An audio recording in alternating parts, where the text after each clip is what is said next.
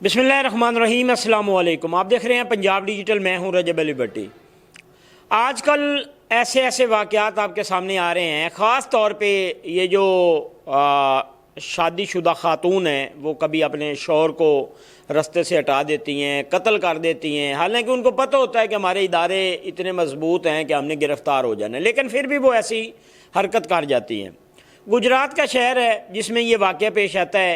एक जज्बा नामी लड़की है जो एक लड़के से मोहब्बत करती है और उस लड़के का नाम है रहील। रहील जो है ये दुबई में रहता है और उससे उसकी काफ़ी दोस्ती होती है, राब्ता शाब्ता भी रहता है उसका, और वो चाहती है कि मैं उससे शादी करूं, लेकिन उसका माँ बाप नहीं चाहता कि उससे शादी हो।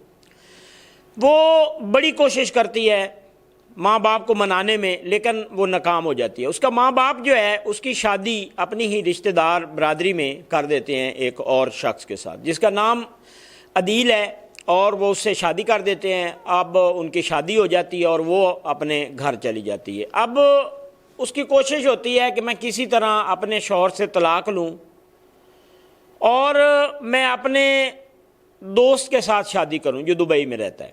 बड़ी कोशिश वो करती है लेकिन वो उसमें नाकाम हो जाती है।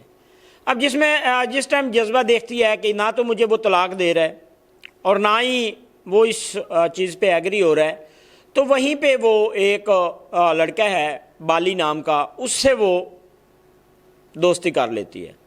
उसे वो लालच में लाती है और उसको ये लालच देती है कि हम मिलकर अपना जो दोस्त मेरा मियाँ है उसको हटा देते हैं और जैसे आप कहोगे मैं वैसे ही करूँगी। अब जब उसका शौहर घर से बाहर जाता है तो वो उसको अपने घर बुला लेती है। अक्सरियत उनका जो है वहाँ पे मिलन मिलाप रहता है और चंद माह बाद वो अपने शौहर को जो है घर में चूहे मार गोलियां खिला देती है और उसके बाद वो अपने दोस्त को बुलाती है और उसको कत्ल कर देती है। कत्ल करके लाश छुपा देती है और उसके बाद वो मौके से फरार हो जाती है। वहाँ पे इलाके वाले 15 कॉल करते हैं, पुलिस आती है, मामला तहकीक होता है, वो उस लड़की को ढूंढ लेती है। लड़की जो है वो भी गिरफ़्तार हो जाती है और वो बाली नामी जो लड़का है इसके साथ वो भी गिरफ़्तार हो जाता है। ये दोनों पुलिस कस्टडी में हैं। जब पुलिस इस लड़की से तहकीकात करती है तो उस टाइम वो बताती है कि मैं फ़लाँ लड़के के साथ मेरी दोस्ती थी और मैं उससे शादी करना चाह रही थी और मेरी शादी मेरे वालिदैन ने नहीं करवाई, जिसकी वजह से मैंने ये कदम उठाया है। यहाँ पे हमने अक्सर देखा है कि माँ बाप की भी गलती होती है कि वो अपनी अना की खातिर जो है शादी करवा देते हैं, लेकिन बाद में वही शादी जो है एक फांसी का फंदा बन जाती है। अब इस लड़की के लिए भी ये फांसी का फंदा बन गई है क्योंकि कत्ल में ये है और ये कत्ल में इसको सज़ा हो जानी है।